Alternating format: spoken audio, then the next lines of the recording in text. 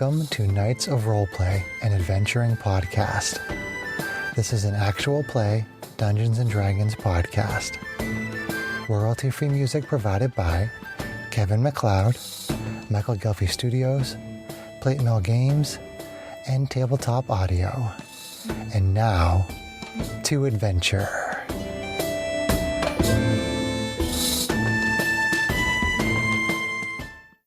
Hello listeners, thank you for joining us for this episode of Knights of Roleplay.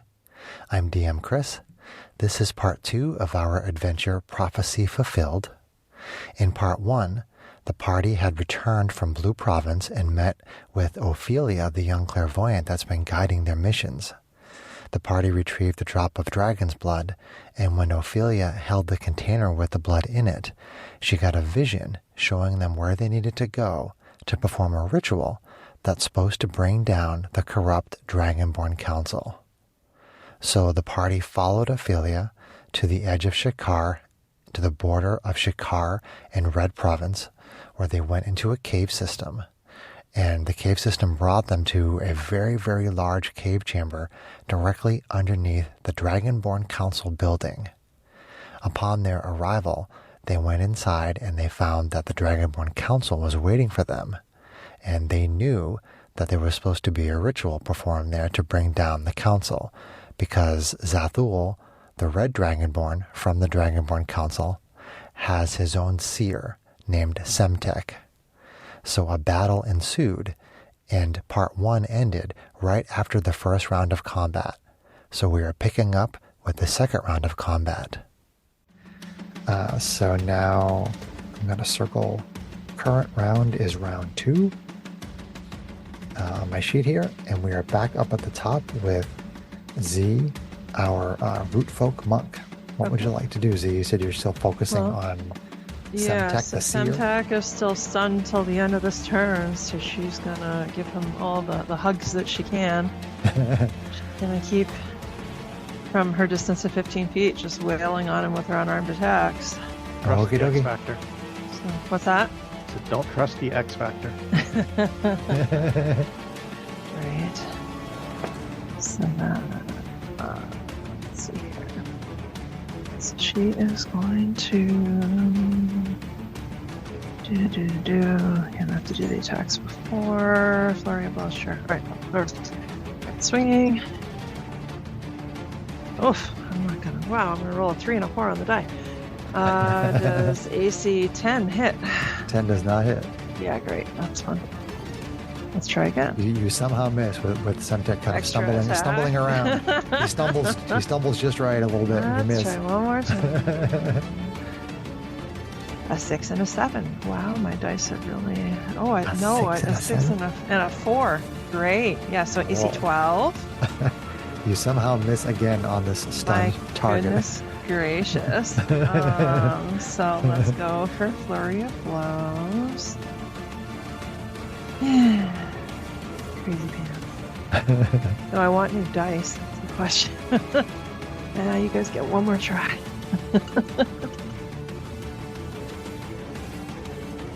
Okay, a 12 on 1. That's better. So AC 18 to hit. AC 18 does hit, yes. AC 18, and that is going to hit for 9. 9. Okay. Do you want this to be lethal damage?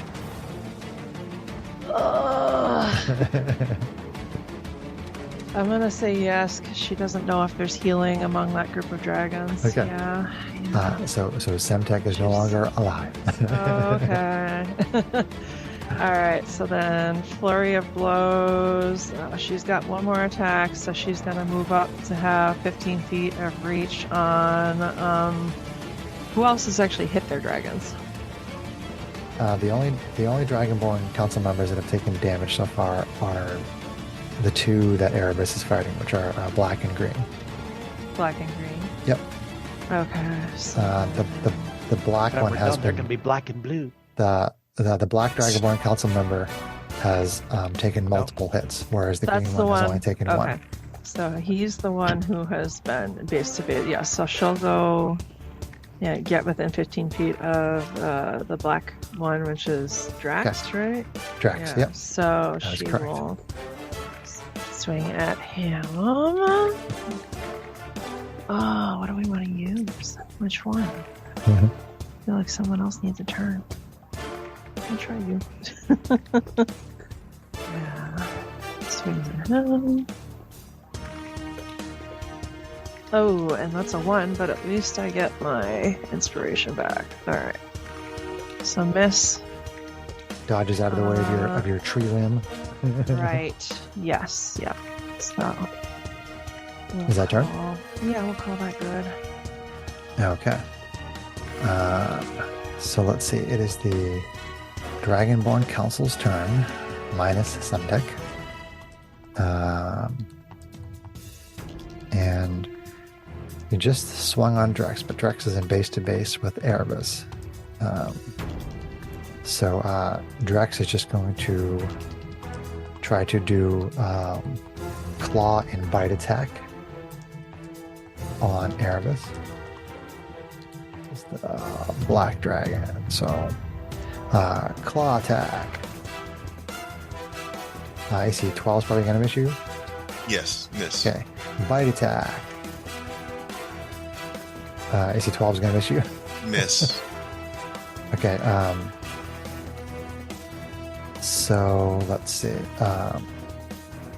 Morphos, the green dragonborn, is going to continue to engage with you, much like Drex.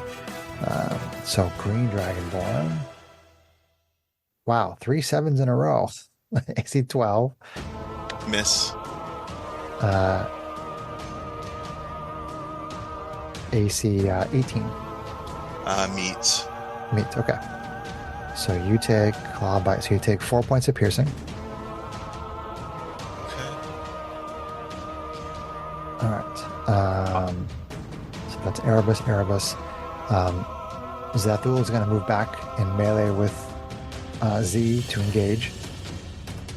And is going to make a claw attack. AC 19. For 3 slashing. Okay. And then a bite attack. AC 15. Miss. Okay. All right. And now let's see, who is... The white is still engaged with Aqua. So, Aqua, claw attack. AC 17. So beats. Okay, so it's 3 slashing. And then next attack is a bite, which is AC 24 for 4 piercing. So 3 slashing, 4 piercing. Okay. Can you dodge some of that? I don't want to, or I would have said I would. Sounds good. Okay, so Andy. So Andy with the blue, so good. There you go. AC 20 on the claw That will hit. for 3 slashing. And he takes 10. Okay, so he takes 10 he takes 10 cold damage from the first hit, right? Yep. Okay. So his breath weapon isn't available right now. But he knows if he hits you again, he's going to take a bunch of damage. Yep. So he is not going to make the second attack. Okay. Rethinks his life. Yeah, Making his life choices right now. he hits Andy. he hits Andy with a claw attack, and takes 10 cold damage, and then decides that maybe someone else should be attacking. Like maybe the white dragon should be attacking this individual. So instead of making that second attack on you, they're going to move and provoke. So if you want to make an attack, you can totally do that right now. I am totally going to do that right now.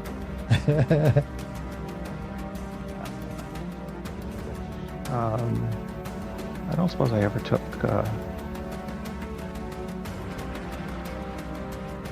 No, I didn't take Battle Mage here for that. So I'll just rapier. Okay. Well, I did it there, but whatever, I'll take it.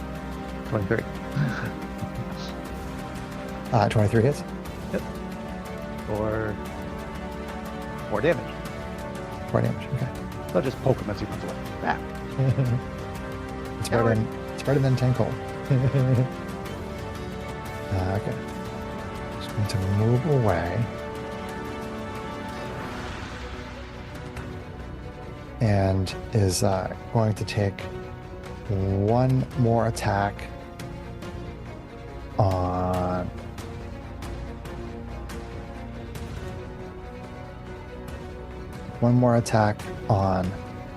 Aqua. Why not? This is just a bite attack. AC 18, Sarah? Yeah, that hits. Okay, that is 4 piercing. Okay, so let's see. Did I get everybody? I had Zethul attack, right? I had the white dragon. The green one. I haven't had the green one take an attack yet. So we'll have the green dragon do an attack on Erebus. It was 5 dragons, right? Correct. Yes. You got it. Didn't I get attacked twice? You did. Now you're going to attack 2 more times. Oh. They each have 2 attacks, just like you guys really do. don't Yeah. like you, Erebus. They see tanky fighter. They feel But that's okay. now large tanky fighter and fellow dragonborn. Getting them all close together, though, is very good. Claw attack is 8. Miss. And then bite attack is 16. Miss. Okay. All right. Total random aside, by the way, I just Mhm. noticed that I buffed up my AC 1 point because I noticed that the bonus that's programmed into the magic bracers that you gave me, Mhm. which is supposed to be proficiency bonus, Yeah. it's stuck at +2. So it didn't go to +3 when our proficiency bonus is increased at 5th level. Right, you guys have So to modify that. I tweaked the one. I don't know if any other players have similar magic items with that same kind of perk, so I just wanted to share with the group. Actually, that is a good point. My AC Yep. should be 1 higher. Okay, so that was the Dragonborn Council. We are on to Andy, our Halfling Bard Warlock. Okay, this time... can I... Are all the Dragonborns within a 20-foot cube? I know at least 3 of them are on Erebus. Right now, Erebus has the black and the green. Aqua has the white and the blue. And Z has Zethul the red. I thought Erebus was getting attacked by 3. No, he's getting attacked by 2. One of them just moved over off of you and attacked Aqua.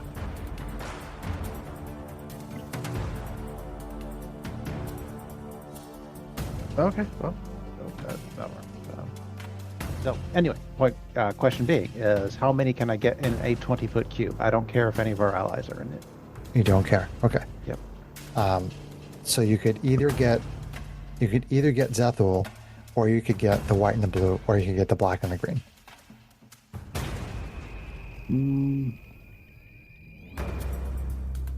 The white and the blue are on Aqua.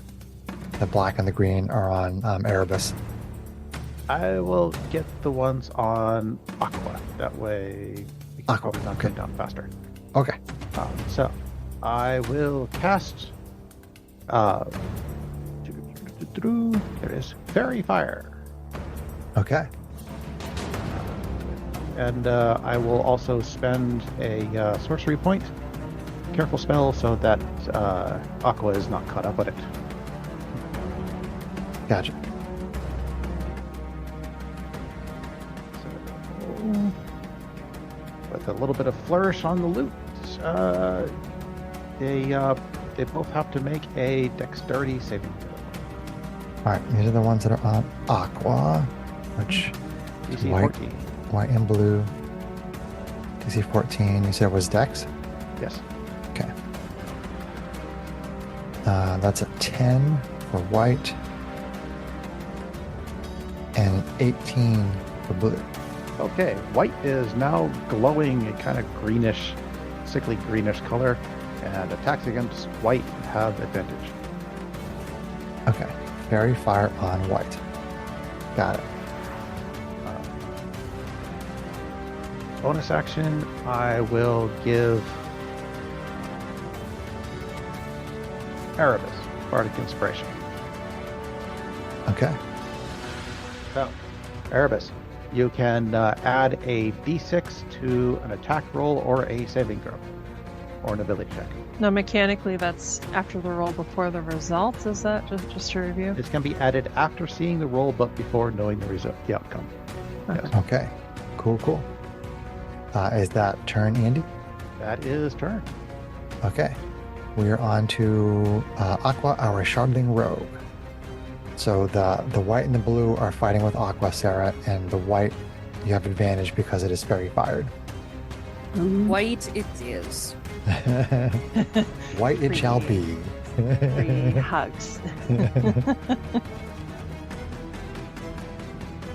That is a 19 to hit with That rapier. definitely. Yep. Nice.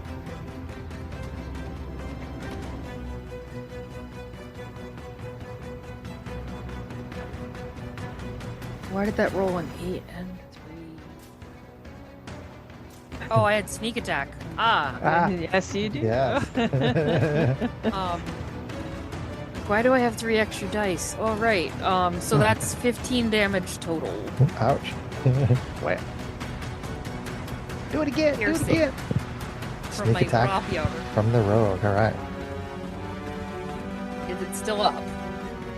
Yeah, it that was the first damage that I had taken. Okay, just making sure. All right, The so other I'm one gonna did get very I'm gonna fired, but- follow it up with a dagger out of my wrist.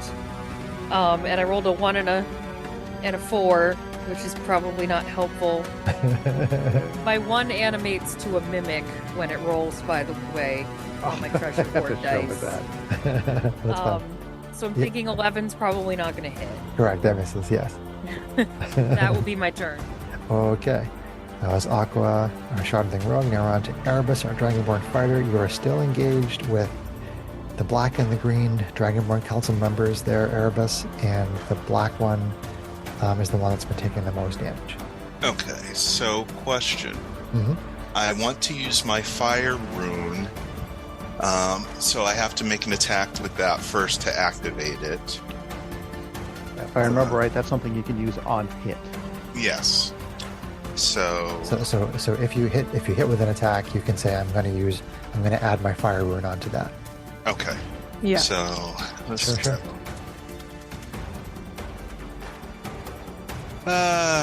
Natural one.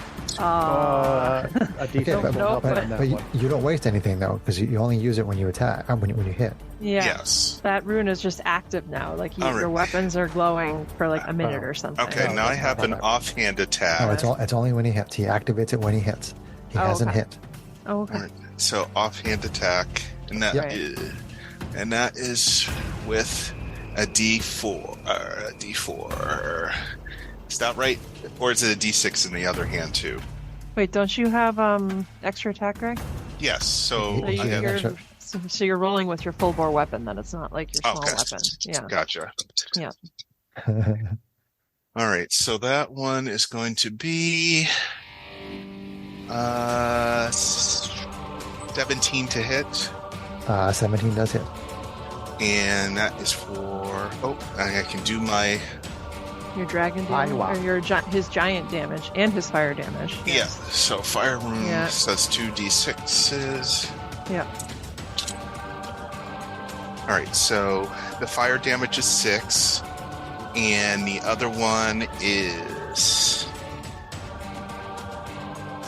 12. Nice, Greg. Not bad. Okay, so 18 total. Okay, so you bloody Drex, the Black Dragonborn council member, and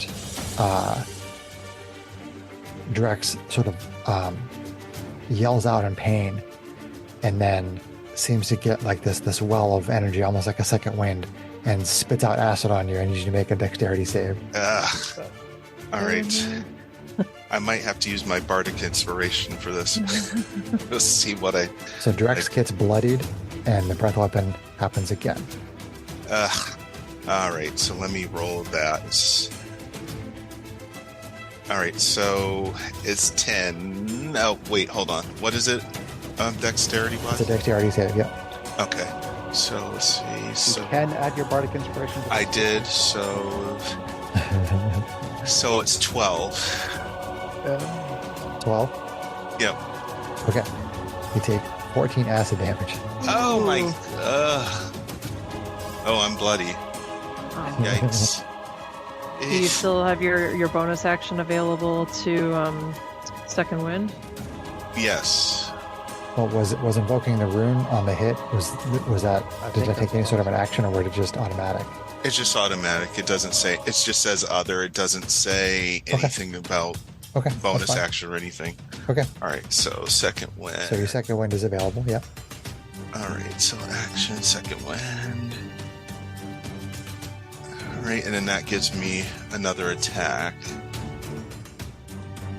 What gives you another attack? Oh no, not second Wait. wind. I'm sorry. It Hey, gives healing points.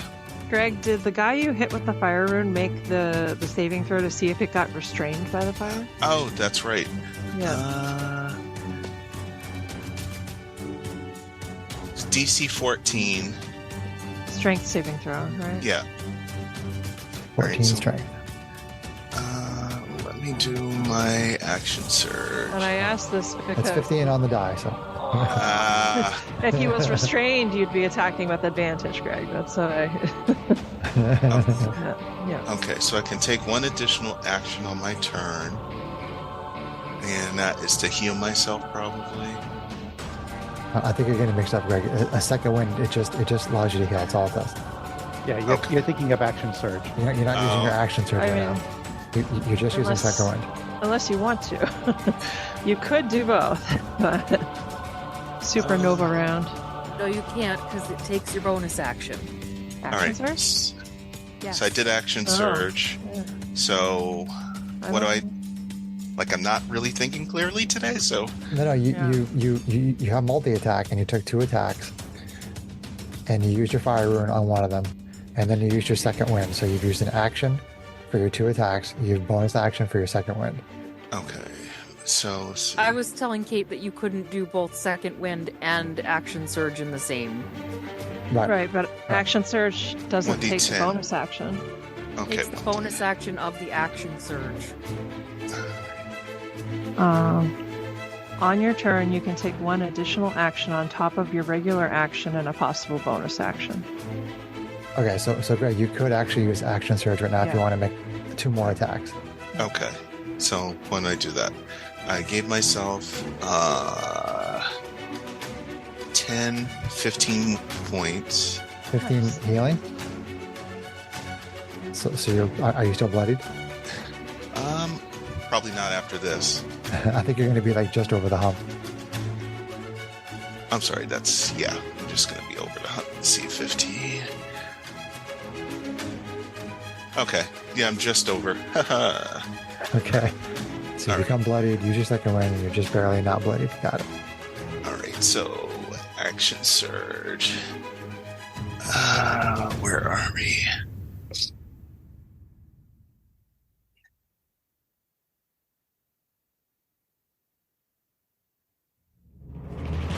Alright. That's alright. So action surge. So let's attack again. Alright, and that's another 17 to hit. That is. And that is going to be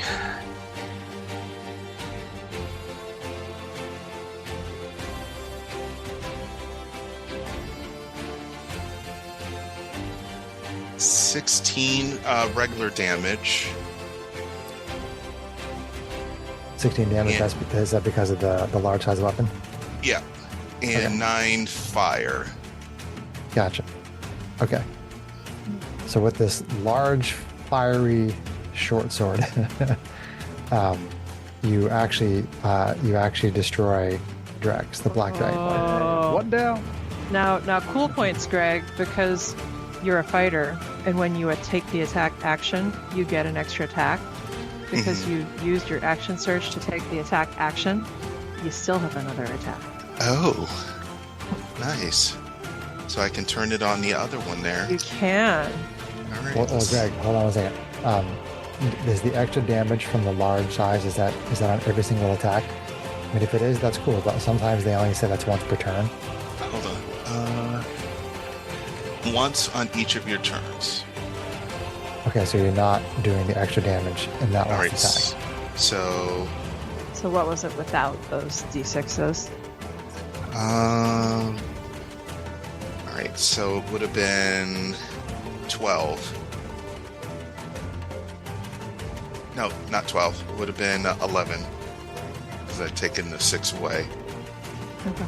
But the fire, is that still on there? Is the fire just once per turn as well? When you hit a creature using your attack. So, yeah. So it's whenever you hit. Okay, and so the regular damage was 11, so what was the fire damage?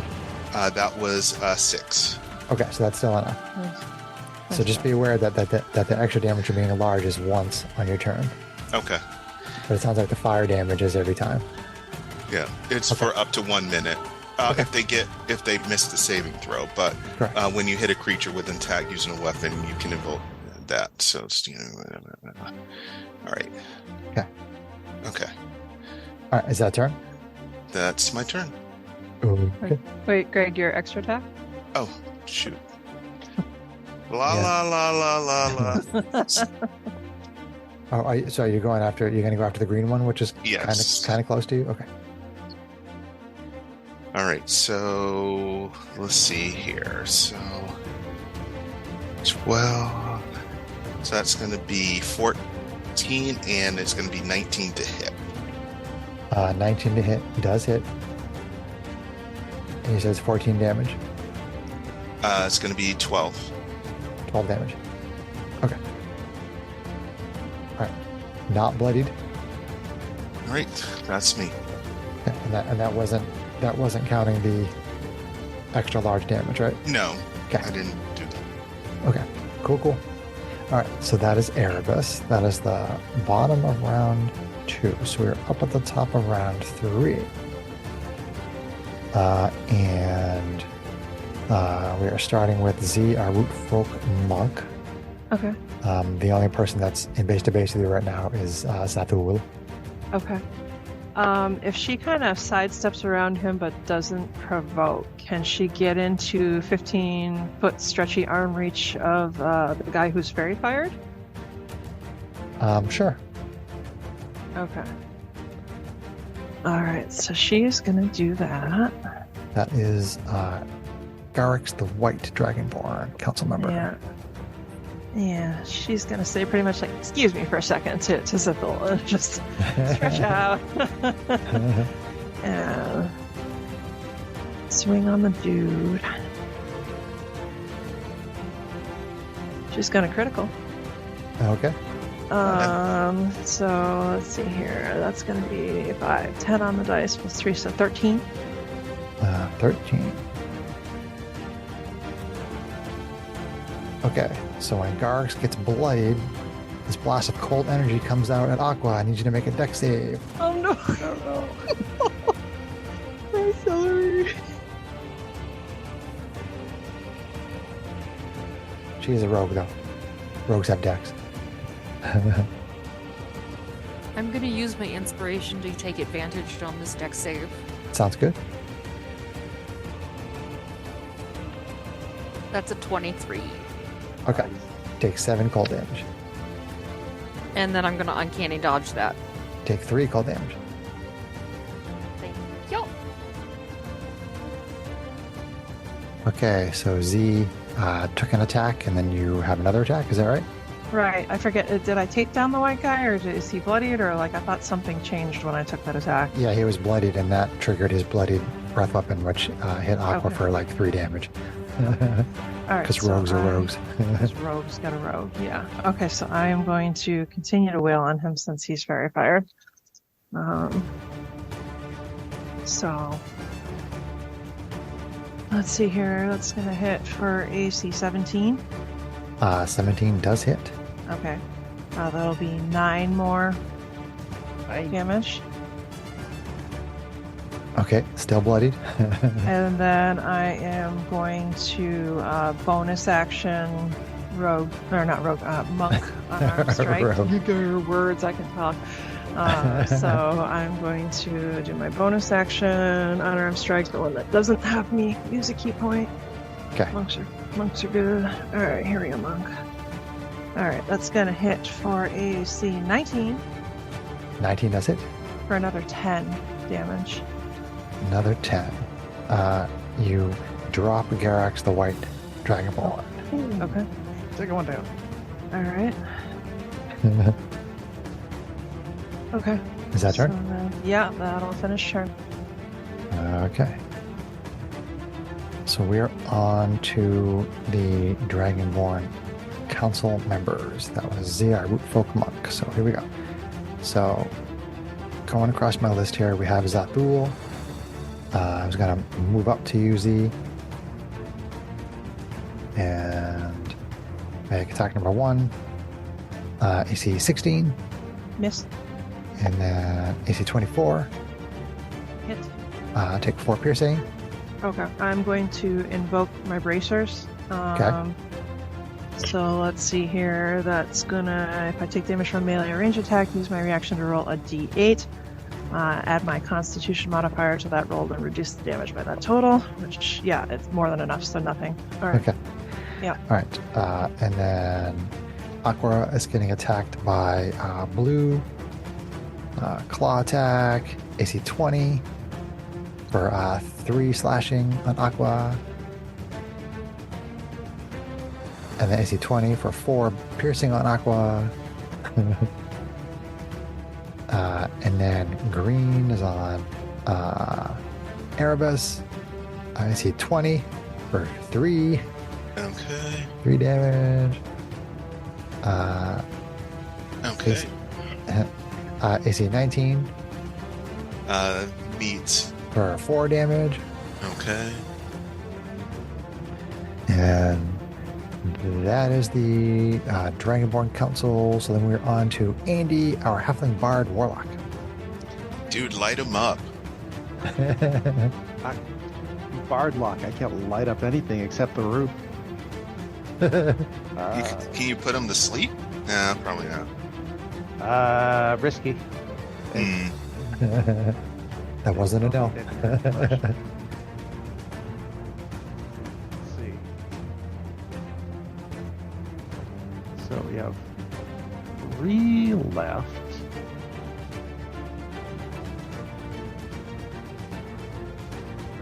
Yes, red, blue, and green. Which one looks like it hasn't been attacked as much? Probably blue. No, Zathul the red has taken no damage. Sokor the blue has taken damage, and Morphox the green has taken damage. Yeah. Okay. I am going to do something a little risky. It'd be pretty cool if it works. Okay. That's the bard I was thinking of. Do it. Do it. Okay. I am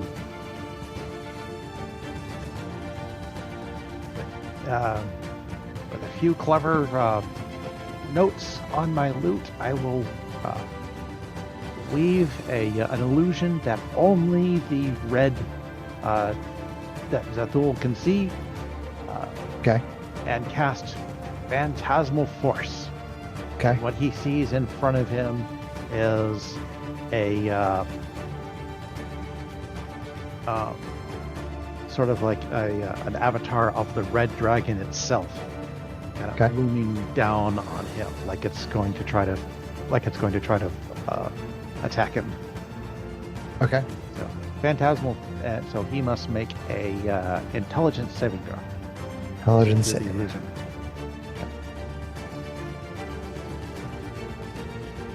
Okay. 16? Yeah.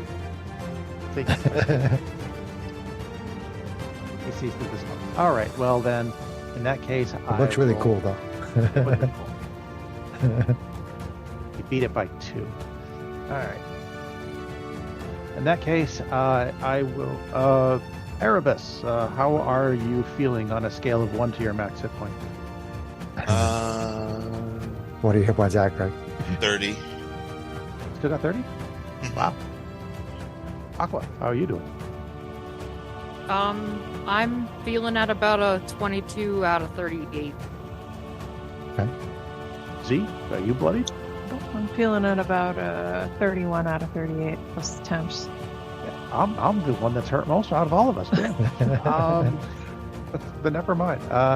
Then in that case, my bonus action will simply be to Heal thyself. I like those. I like those temporary hit points. I assume everybody's burned up through theirs. So Yes. once more with my last bardic inspiration, a rousing riff on the loot, and everybody gets 5 temporary hit points and can use their reaction to move Hmm. if they so choose. Okay. Aqua already, I think, used a reaction again Yeah. against the cold breath.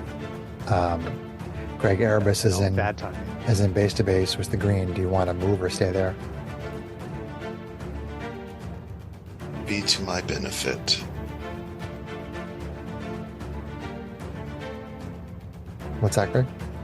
I'm just talking out loud. I said, what could I benefit from if I moved versus staying where I'm at?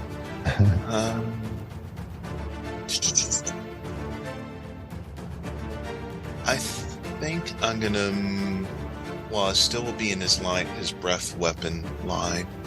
I guess Potentially. I'll stay where I'm at. I think. Okay. All right. Is that turn, Andy? That's action bonus action. So yeah, I'm good. Did you do that for all three of us? Yes, you all three have 5 Okay, so temporary hit points and can move.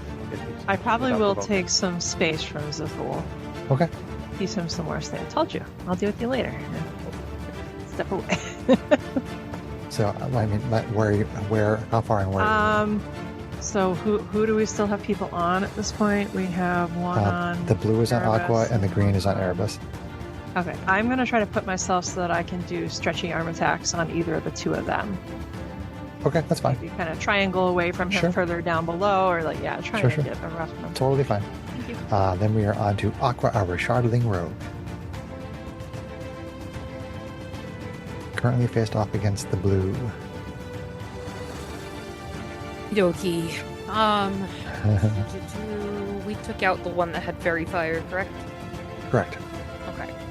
So I will rapier the blue. Okay. No advantage this time. AC 20. That definitely is. And if it has sneak attack, that's going to be a total damage of 15. You don't Pretty have you don't have sure- sneak attack on it, right? I don't. You don't have advantage. There's no enemies adjacent. I'm sorry, there's no allies adjacent to this enemy. Okay, then I don't have it, so that's 9. 9. Okay. So 9. Okay, 9 damage from rapier. Got it. I will attempt my shard, my wrist shard. Okay. Achoo. But you 13. I don't think hits. that misses. Okay. So that's my coin. Erebus, our dragonborn fighter, still Okay. facing off against green. All right, so I'm gonna hit him again. You're gonna try to hit him. Yeah, I'm gonna try to, but this will have big extra. Well, one real quick thing here, Greg. Your fire rune actually could not have done the extra fire damage more than once, Yeah, which would have made the difference between the black dragonborn going down or not. I'm not gonna retcon it, but the black dragonborn should have still been up. He might have taken him out with that extra attack after, but we won't know. Yeah, it's possible. I'm just telling you, like you don't get the fire damage anymore, but you do get the once per round. yeah. The fire damage is not because Extra there's damage. there's no one restrained by them. Right, correct. Yeah, Yeah. but you gave me the fire damage on that hit with the one that dropped the black dragonborn. It's fine. We're just moving on. We're moving on. Okay. Yeah. All right, so that missed. I got a 2. Yeah, that misses. All right, so try again. All right, and that's better, but for less damage. That's better. Let's see. So, Any damage is better than no damage. 19 to hit, Hit. and that is for 9. 9.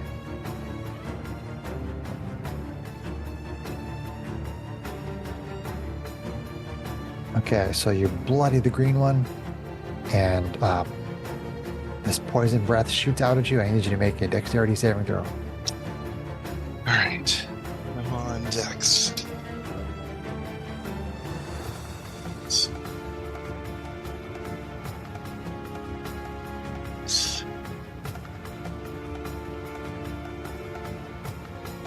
Alright, so that's going to be 14. 14. That makes it. So you take 7 poison. Oof. Okay. Now Okay. I'm bloody. Erebus likes to be bloodied in this fight. All right, so is that your turn, Erebus? I think I did 2 attacks. Yep. And so, yeah. Okay. Round 4. Top of the order, Z, Rootfolk Monk. All right. So what's the current state? I'm sorry, I've had toddler in my ear. It's okay. so- I mean, I would safely say that you can basically make a 15-foot attack on any of the 3 remaining if you want. Okay. So we've got Zethul off in the middle of nowhere, and then Auto did, Aqua is fighting blue, and So Erebus did is fighting Erebus green. just bloody Morphos? Did I hear that? Correct. Okay. Is Sarah's guy bloodied? Not quite. Okay. No, wait, no. Oh no, yeah. The white one used the bloodied breath, but the blue one is not bloodied yet. Okay. So Sokor. Okay. So Sokor, yeah. If you bloody Sokor- Sokor, most likely Aqua will be eating some lightning damage. Yeah, I don't want to do. Lovely. I feel bad about the last time. So, with that in mind, then I will choose to beat up on Morphos. Okie dokie. You. All right, so no advantage this time, but let's just see what we do. Swing, swing. Swing, swing. This dice has been happier tonight. Let's do it. All right. Tree limb number 1. Haha. Oh, that's me hitting my earphones and AC 13. Miss. Bummer. Max damage too. So extra attack. Yeah. Another 7. All right, that dice is done.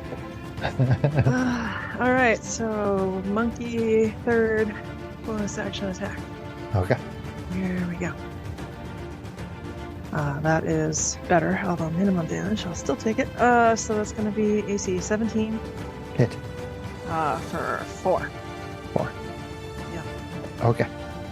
Still bloody. Okay. All right, and she's going to stay down there where she is. So it's basically like she put herself so Zethul would have to pretty much run between Aqua and Erebus to get to her unless he wants to run around. So, He's just gonna run around. yep, that's fine. All good. AC 16. Miss. AC 17. Miss. All right. Miss. Aqua.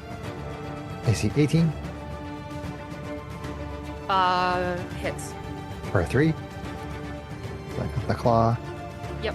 And then the bite is AC 19 That hits. for 4. Okay. And then Erebus. Claw attack. Ooh, natural 20. Oh no. Oh no. It's 6 from a claw. Okay. Still bloody.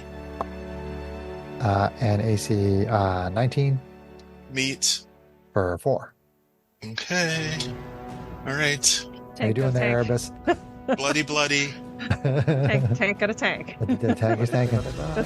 All right, and then Andy, Halfling Bard Warlock. Okay. We'll Hard block.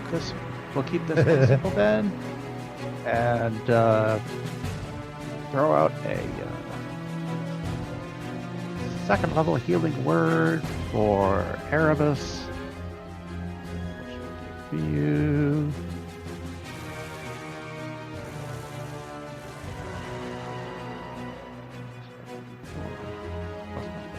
Fire, so won't be much, but 8 healing. Okay.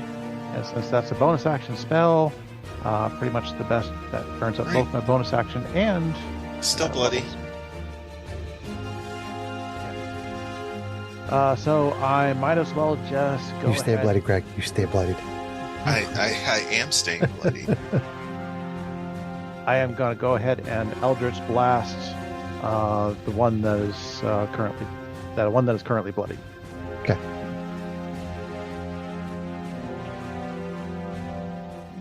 Sarah, is Aqua bloodied? Never No. mind. No. Natural one on the Eldritch Blast. Zoom needs to get my shooting by. inspiration. And that's turn. That's turn. Okay. That was a weak turn, but it did something at least. Aqua Shardling Road. Still facing off with the blue. All right. Blue gets a boo flag A boo. from me Blue gets red. boo. and a rapier to the face. Okay.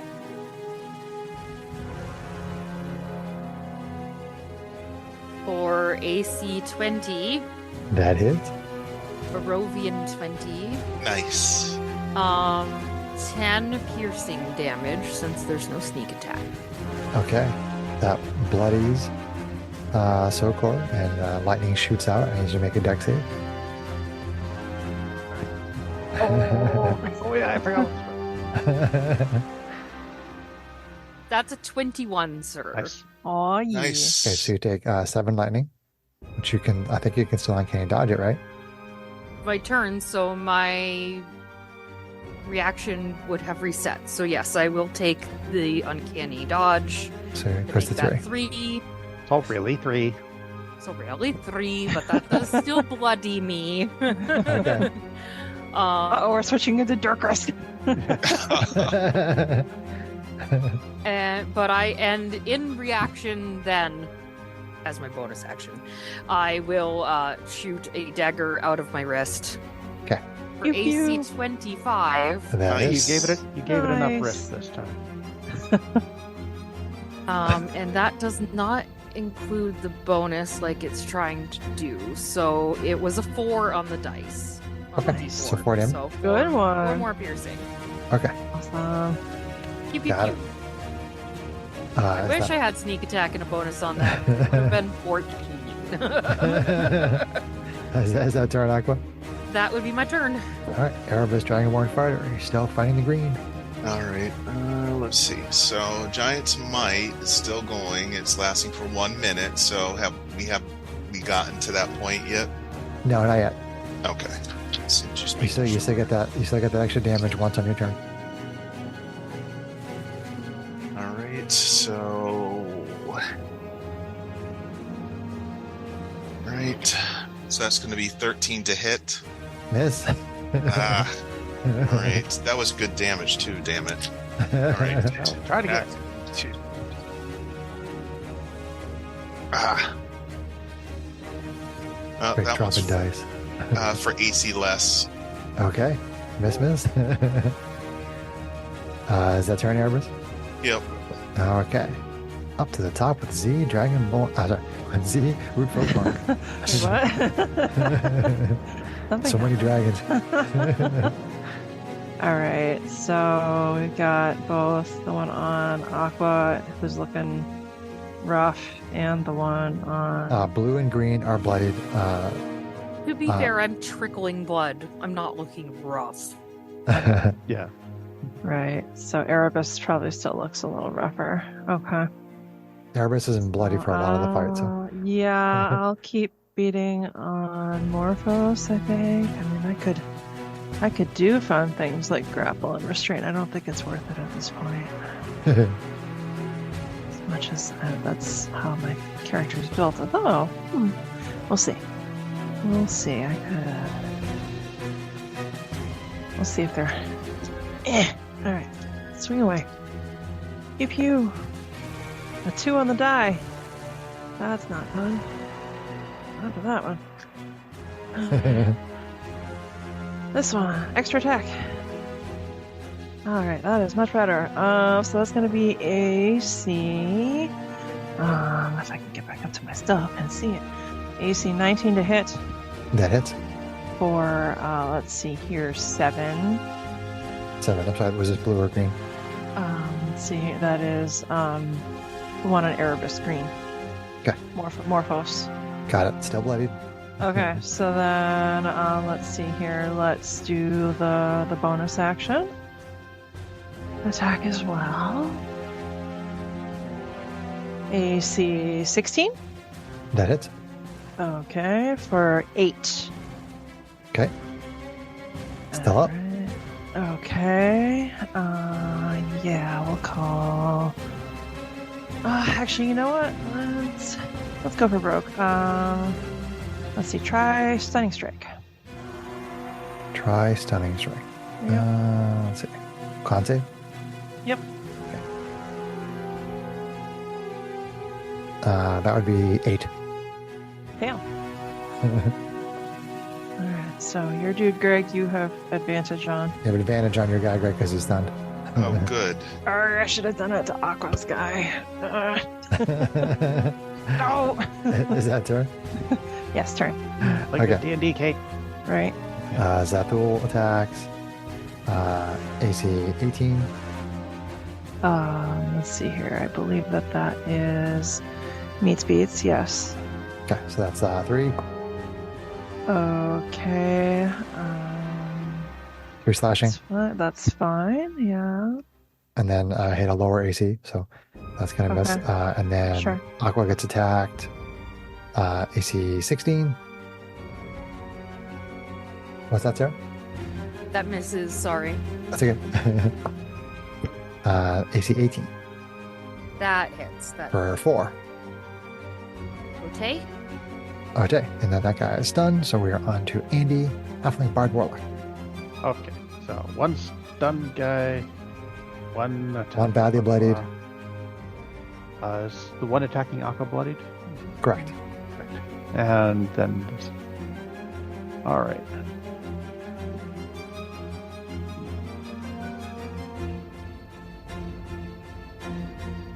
We got more first level spell slots.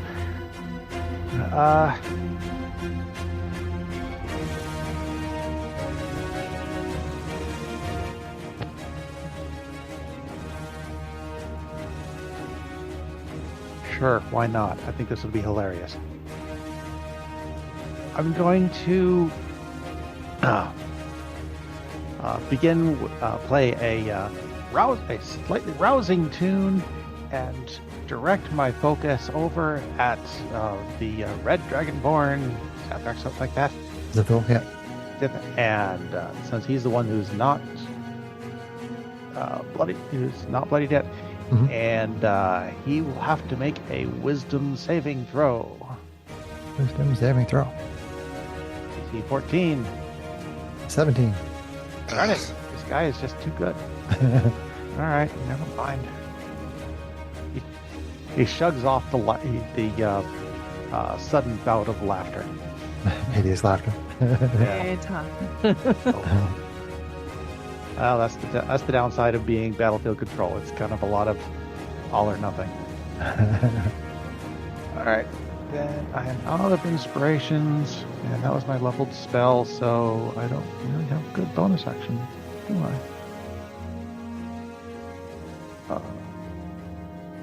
No, because I can sort it. And that takes an action. Okay, I guess that's turn. Okay. Aqua Shardling Rogue. Got a badly bloodied blue dragonborn in front of you. Badly bloodied blue. Say that 8 times fast. Badly Well, bloody blue, badly bloody He's blue. badly bloodied, so I'd like to make him badly bloodier. Rapier. Okay. AC 21 Hit.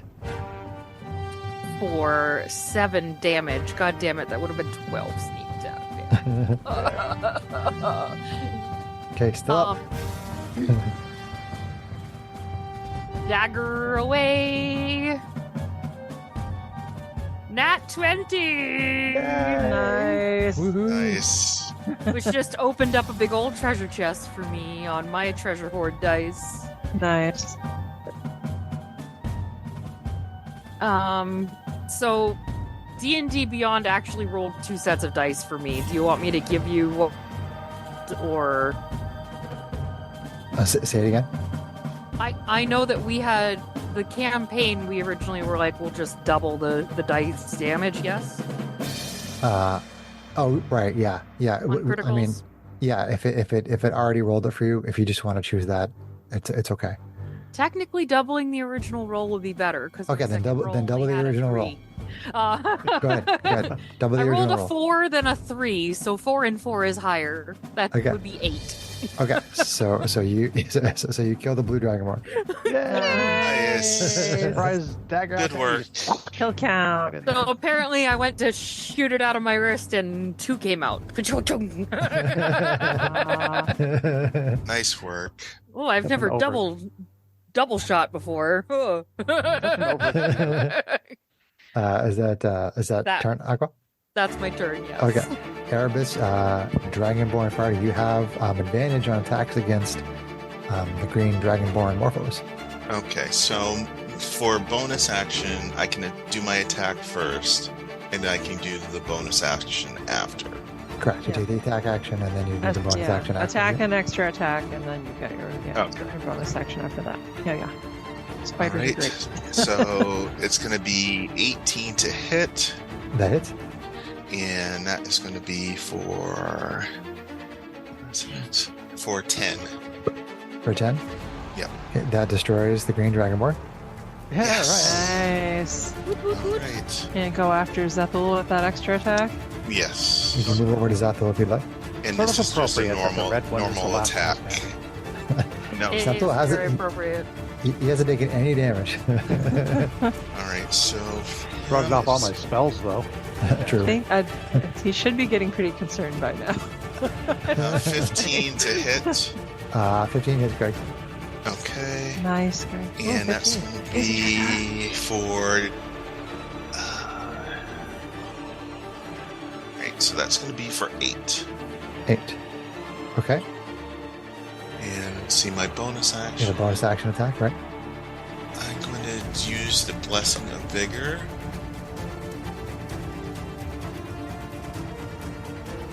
And that I can spend a bonus action to gain temporary hit points equal to 1/4 of my maximum. So are you doing that instead of taking your third attack? Yes. Okay. Because I need to do that. Okay. That's fine. So let's see. So. So is that your turn? Is that your turn, Greg? Yeah, so 49 rounded down. So we're back up to Z, Rootfolk Monk. 12, Greg. Okay. So that goes into temporaries. Mhm. Yes, correct. Okay. All right. There we go. Z, Rootfolk Monk. All right, sorry. Let's see here. So Zethel, haha. All right, so let's swing away at Mr. Zethel with our Okay. strikes. And give him the people's elbow.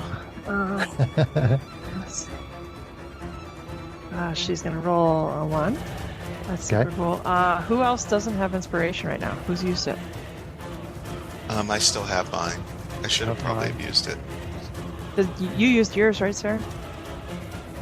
I wasn't aware that I had one today. Yeah, you got one. Yeah. Right.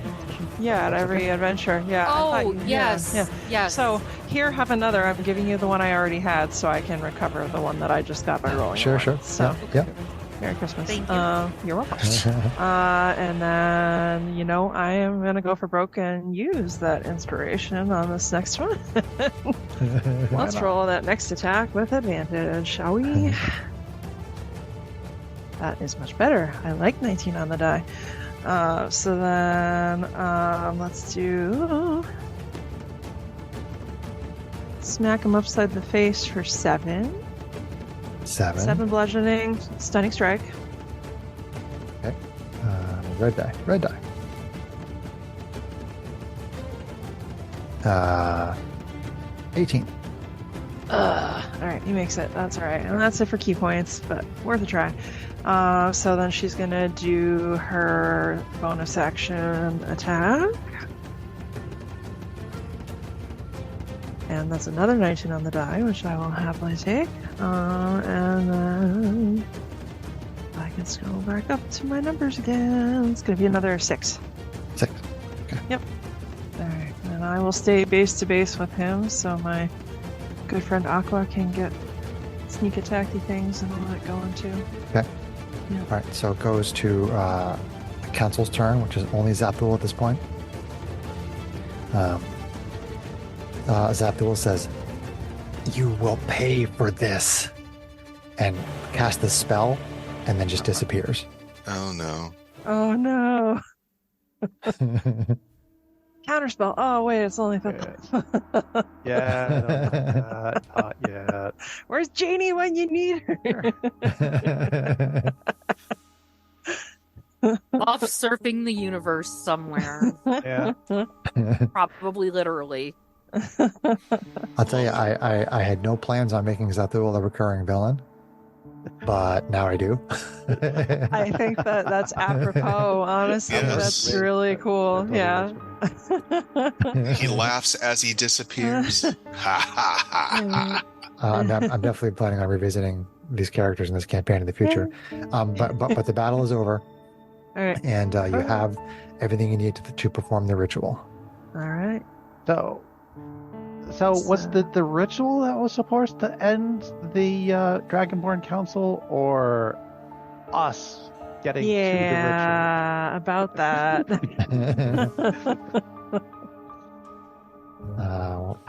I suppose they need a replacement, otherwise things are going to get kind of messy. Yeah, do it up. Who has the egg? Let's go. I will start in on said ritual. Okay. Sorry, I was trying to find my. Here we go. No, not that one. And I'll add the appropriate music, because rituals need music. No. Okay. So you put the egg on the dais. You put the drop of dragon's blood on the egg, and then you read from the tablet. Aqua is reading from the tablet, and the ritual. She gets to the end of the words, and then the 500-foot wide circular area of black metal on the floor begins to glow in this platinum color, and the glowing light begins to float up off the floor like a huge glowing disc. It floats higher and higher in the chamber until it reaches maybe a couple 100 feet in the air. The glowing disc slowly changes into a sphere. Then it changes into a shape with wings and a tail. The glow fades, and you see a colossal platinum dragon. Oh. The dragon addresses all of you and says, "I am Bahamut, the platinum dragon. Thank you for bringing me into existence. Metallic dragons will now enter the world and create a balance with the chromatic dragons. You have all done well for your world." If you want to converse with Bahamut the Platinum Dragon, you may do so. So is this just like, do you have any memories of anything? I'd love to hear some stories about about what you might know about. So metallic dragons. This would make a great story. Tell me about them. What do they know? What do they know? What are they like? The metallic dragons have different, they will have different personalities based on what color they are, not unlike the chromatic dragons. The metallic, the chromatic, I can't speak. The metallic dragons will come into the world as adults. They will be the progenitors of their species. I'm taking notes. Yeah, totally.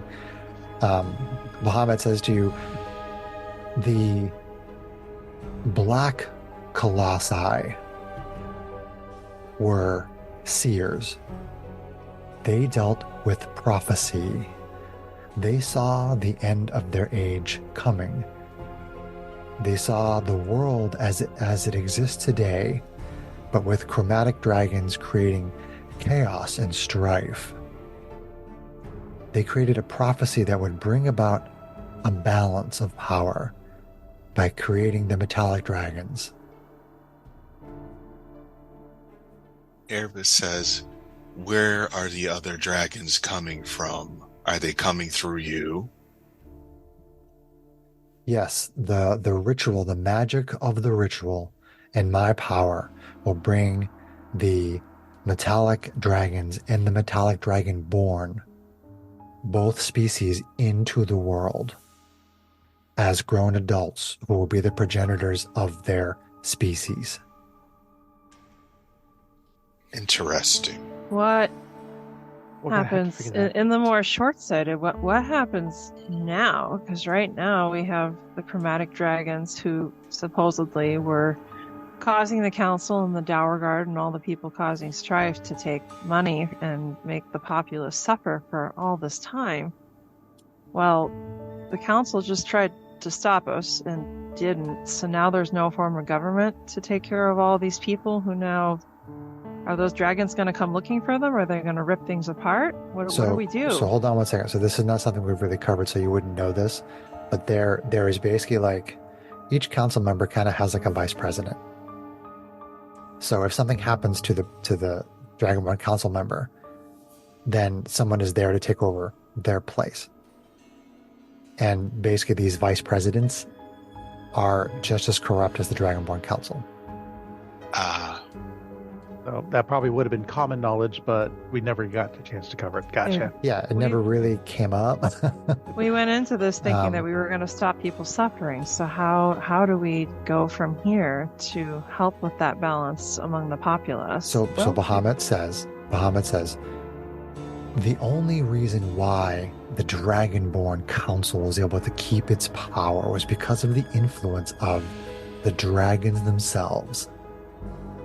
What is going to happen now is that the entire continent of Iador, the entire world, is going to be populated with metallic and chromatic dragons.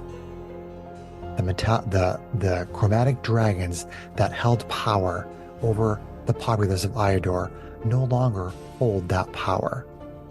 Whoever is on the council, their subordinates, they can no longer enforce their power because the chromatic dragons cannot wield that power with the metallic dragons here now. So it was the connection. It was the connection between the council members and the dragons that maintained that balance. And even if the Dragonborn Council were all still alive, but like if somehow if you guys were all killed or stopped or whatever, but the ritual somehow still happened, then the world would be populated with these dragons, and suddenly the ones that rule over Iador, they're not like the ruling dragons anymore. So that wouldn't work. As long as Bahamut and the metallic dragons are here, the chromatic dragons can't just rule like unabated anymore. They can't do that. So it might take a little bit of time for things to rejigger, but yeah, I'm gonna move to like what happens over the next year, but I want to give you guys a chance to ask whatever questions you want to ask before I go into the next year. I think Z, with her very naive, should say, do you have the wisdom if we tell the populace that they can rise up and they rise up, can you help us to establish new government with your wisdom that is less corrupt than what we had? I will make sure that there is that the people of Iador will elect a member of each province to represent the province on a new council. That sounds like a definite improvement. Thank you. There will be no connection whatsoever between the new council and any dragons of any species, chromatic or metallic. I'm curious to see what's going to happen to the provinces themselves. Since the provinces were taking essentially the characteristics of the dragon that ruled over them, and that's no longer going to be a thing. Case. This is going to be fascinating. I'll cover that in the year later. Yeah. I'm curious about Aqua, your labs, if that was tied to government, like if the government was previously raising generations of crystal or shardling assassins, what happens to that group of individuals? I don't know anything about them, who they are, or who controls them, so I don't have any way of knowing what kind of question I would ask. Yeah. Yeah, I guess that'll be something for us to look into down the road. Is there anything that you would like us to tell people going out? Because I'm very good at spreading stories. And if you need anything, announced to the world, I would ask you to write a song about the coming of the metallic dragons. I think I can do that. Yes, I'll get to work on that. Do you have any more questions? There is much that needs to be done.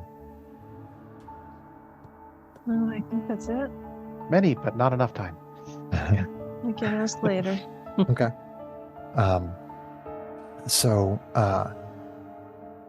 Bahamut basically starts to glow again and then slowly kind of disappears. So essentially what happens, I'm gonna ask all of you to give me some idea of what you think your character is gonna do over the next year, but let me tell you this information first, because this may inform what you decide to do. So over the next year, the metallic dragons come into existence, just as Bahamut said, gold, silver, brass, and so on. Among the dragonborn species, the metallic dragonborn begin to appear. Again, all of these dragons and dragonborn, they just kind of come into existence as adults. And they are going to be the progenitors of their respective species. And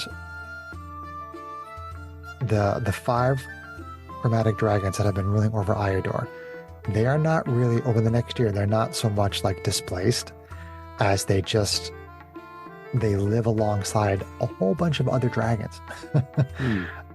The metallic dragons that come into existence, there's a bunch of them that come into existence on Iador. And you don't know what happens really much beyond Iador, but over the course of the next year, you start to hear stories that there are metallic dragons in other parts of the world. You start to hear stories from like sailors and whatnot who come to the island that there are metallic dragons and dragonborn appearing in other parts of the world other than Iador. But now Iador itself has those 5 dragons still that used to rule with the Dragonborn Council, but there's also a whole bunch of metallic dragons here also, which again, it kind of cuts off the power that those dragons had. And Bahamut basically goes and talks to the populace essentially and describes what's going on. And they do in fact have somebody from each province get elected, get voted on, and then there's the Council of Iador that is formed. So now you have this Council of Iador with these 5 individuals from various species who now are ruling as a council over Iador with no connection to the original 5 dragons at all. Elected officials, dragons. Yeah, I mean, that's basically the status quo. I mean, after a year, the status quo is you have this new council, You have a whole bunch of dragons all over the place. The 5 original dragons are still there, but they really don't have any more power than any other dragon at this point. And the people that were supposed to be in place, basically like the vice presidents, they did not essentially try to contest what it was that Bahamut was putting in place. They were like, okay, fine, whatever you say. And they just kind of seem to kind of disappear. Leave politics, if you want to put it that way. I don't like to use that term, but they're gone. So knowing the state of the world, particularly the state of Iodor right now, I'm curious, John, what do you think that Andy's going to do over the course of this next year? Pretty straightforward for Andy. I mean, he's got a new song to sing, and we'll basically, gather, do what he can, just as a traveling bard to, allay the populace's fears, because there's big change always creates big fears, and so you travel around trying to calm people's fears. Basically, yeah. Okay. And just help to keep people informed about what's going on in the world. Okay. With regards to these dragons that just suddenly came out of nowhere. Yeah, of course. Sarah, what do you think Aqua's going to do over this next year? Well, the first thing she's probably going to prioritize is taking care of that lapis shard that they found. Okay. And maybe even trying to, based on the location that they found it, track down lapis. Now, is that, for fresh memory, is that your son, or was that your best friend? I'm forgetting which was. It was someone she knew, or they knew from. Okay. From the lab. Training/lab. Okay. So, they would be extremely interested in finding out where and whys and hows of what happened. Hopefully, her friends would maybe want to help her with that. Okay. Other than that, really just keep an eye on what's going on with the government and making sure that what was being promised is really happening. Okay. Okay. Greg, what do you think Erebus is going to do over this next year?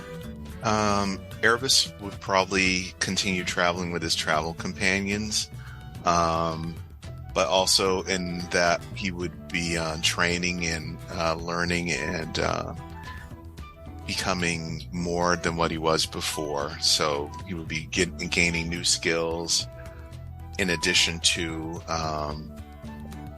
just trying to improve his standing in the world, as well as learn more about what happened to him and who's responsible for it. I could use a bodyguard, and you'll probably earn a few drinks along the way. Okay. Huzzah! So, Andy, are you going to stay with them and spread your word with them as a group? Are you going to go off kind of by yourself, or? I don't see why not. Okay. As long as they're traveling around and I can do that, then that's fine. Okay. Kate, what do you think Z's going to do over this next year? I think that she would continue to travel with her new friends or family, and help Aqua with her quests, and help Andy to spread the word and help keep her friends safe.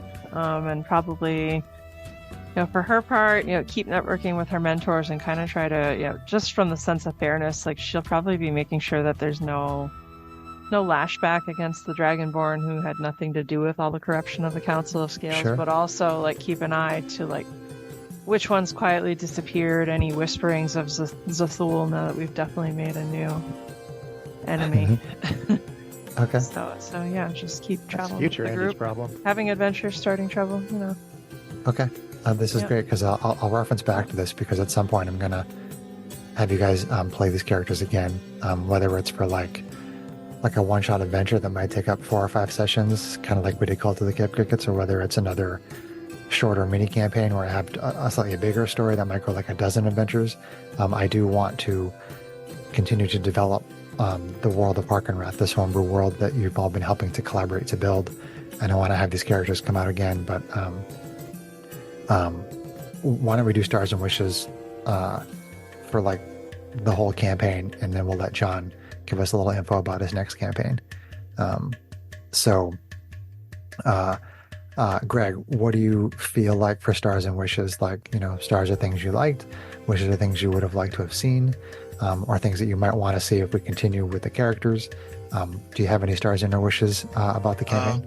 I think the biggest stars is just getting us to help with the world building. I think that's been really cool. Awesome. Especially being someone who's a writer and enjoys creating scenery and or story aspects. So for me, that was pretty cool. Hopefully the listeners got that too when I had the opportunity to kind of say things and tell things and contribute to the overall story. Let's see what else. I wish I felt better, so there is that. Greg's feeling a little under the weather today. But other than that, I don't really have any wishes other than I hope to see the character again. Okay, awesome. Let's see, John, do you have any stars and or wishes? Well, I will. It's been a running theme, and it's been a good one. This collaborative world building that you put in was definitely something I think that improved the experience. And I would absolutely like to see how the world develops more. For my wishes, I'd like a map. You like a map? I've already started making a map, actually, so... Good. Wishes achieved. Yeah, good, because we're probably going to need that. So I'll give that to you at some point. Okay. I'll try to get to you sooner rather than later. Was that it, John? That'll do, yeah. Okay. Kate, do you have any stars and or wishes about the campaign in general?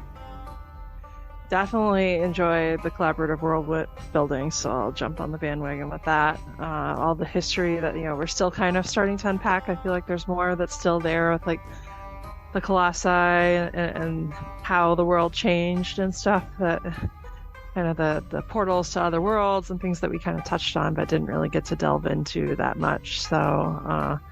So yeah, that was a lot of fun. Loved the party with the roleplay dynamic. I'm excited for when we get to come back to them again at some point.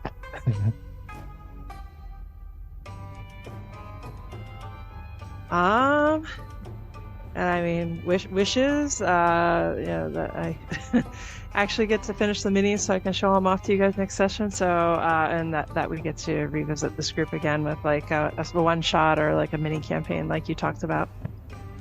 Okay. Sarah, do you have any stars and or wishes for the campaign?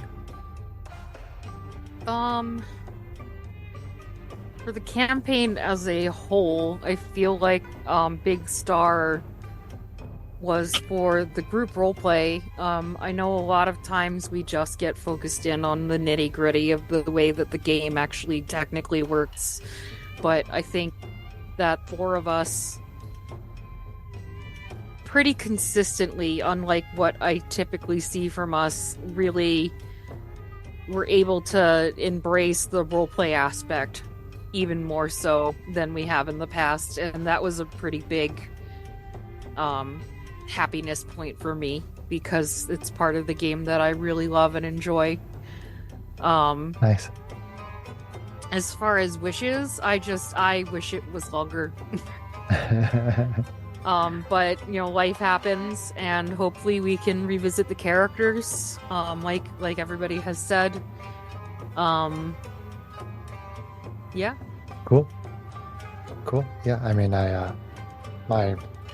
my stars are, I'm really happy that I made my first attempt at doing my own homebrew world, but that I didn't just do it all on my own. The fact that I did the collaborative world building, I sort of like created the groundwork for it, and then I brought you guys onto it with the collaborative world building to help me flesh it out, help me build it, help me make it.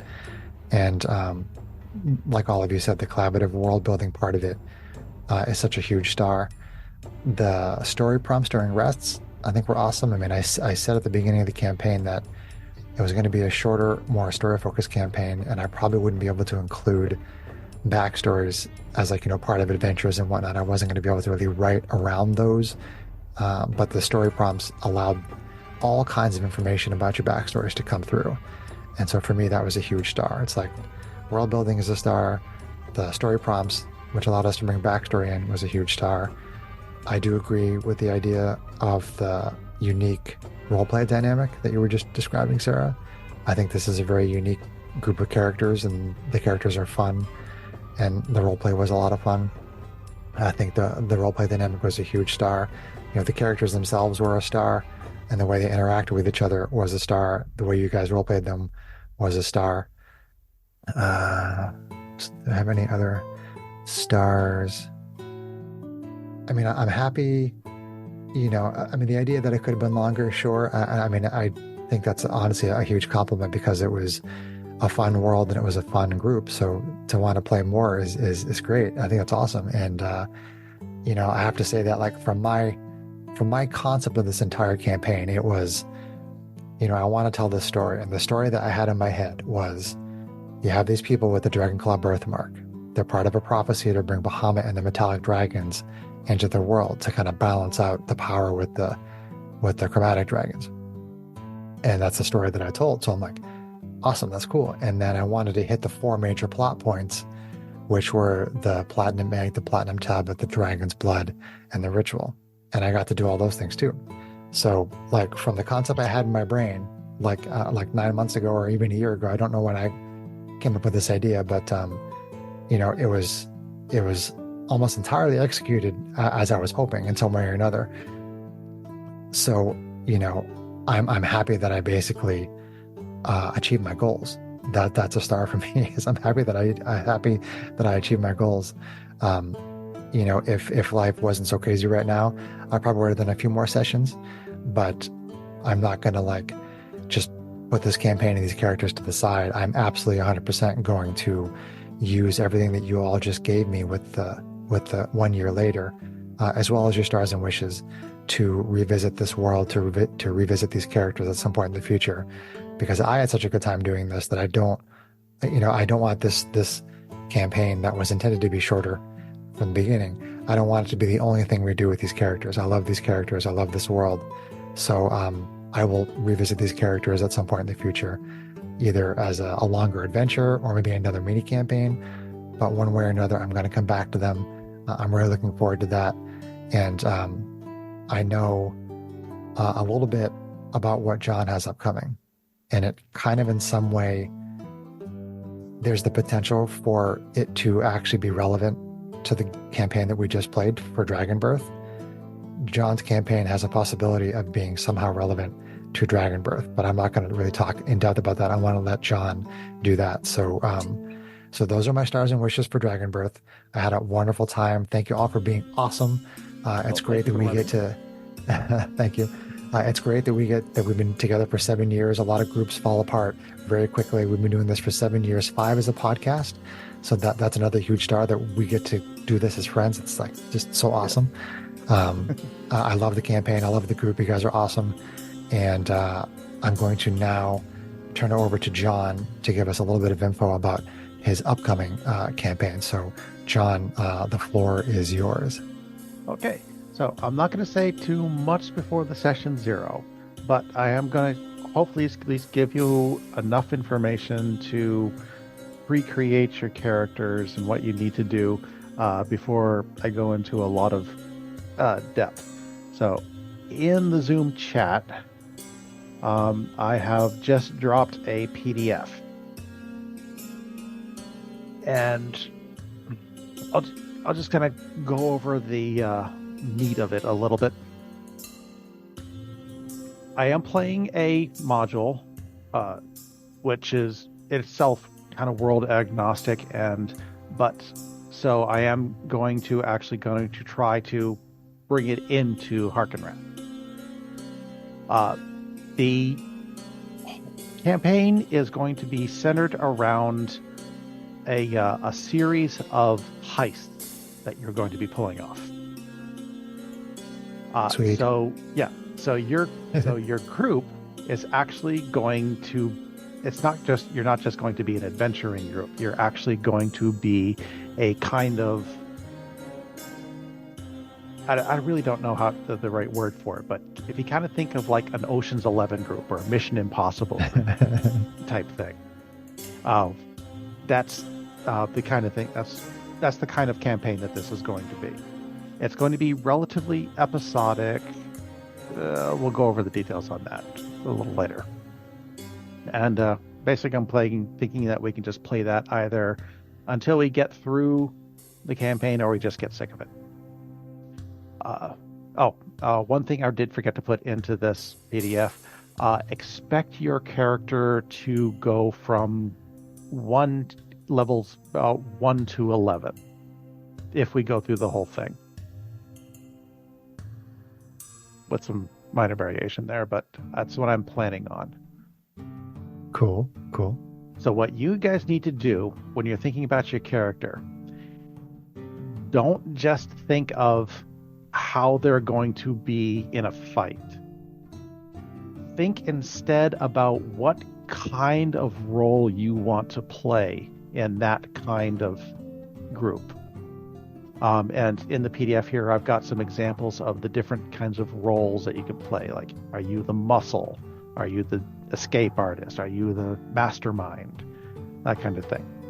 And then design your character around that role.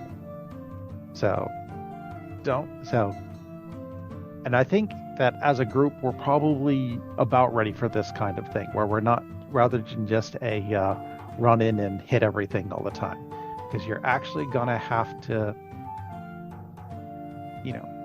come up with the plan and implement the plan. And if you do it well, you can actually avoid fighting altogether.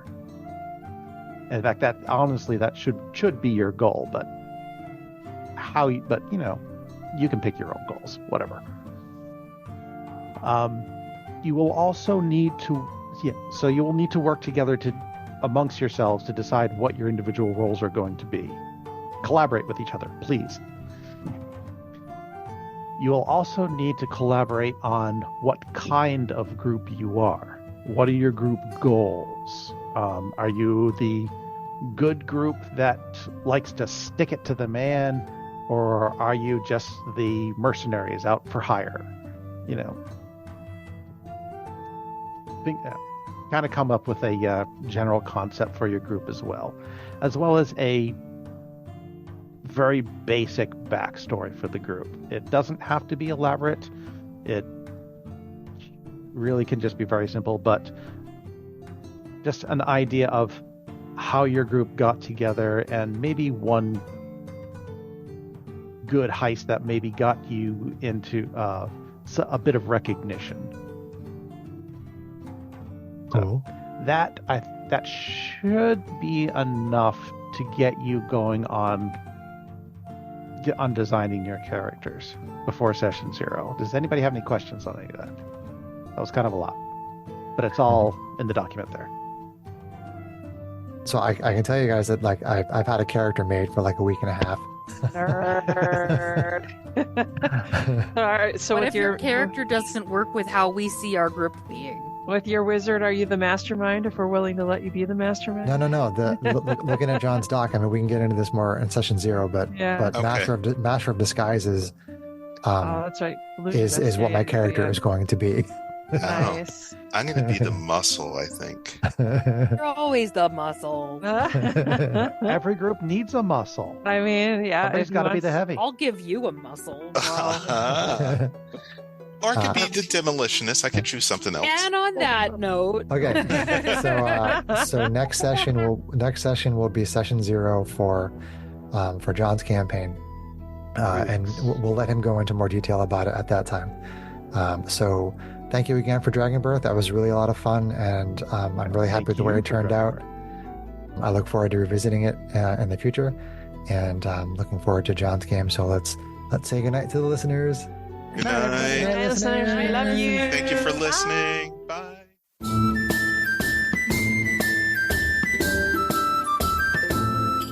If you enjoyed this podcast, please leave us a review anywhere this podcast can be found. Our social media links, plus additional content, can be found on our website at knightsofroleplay.com. Please tell your friends about Knights of Roleplay, an adventuring podcast, and spread the word through social media. Your help and support are greatly appreciated.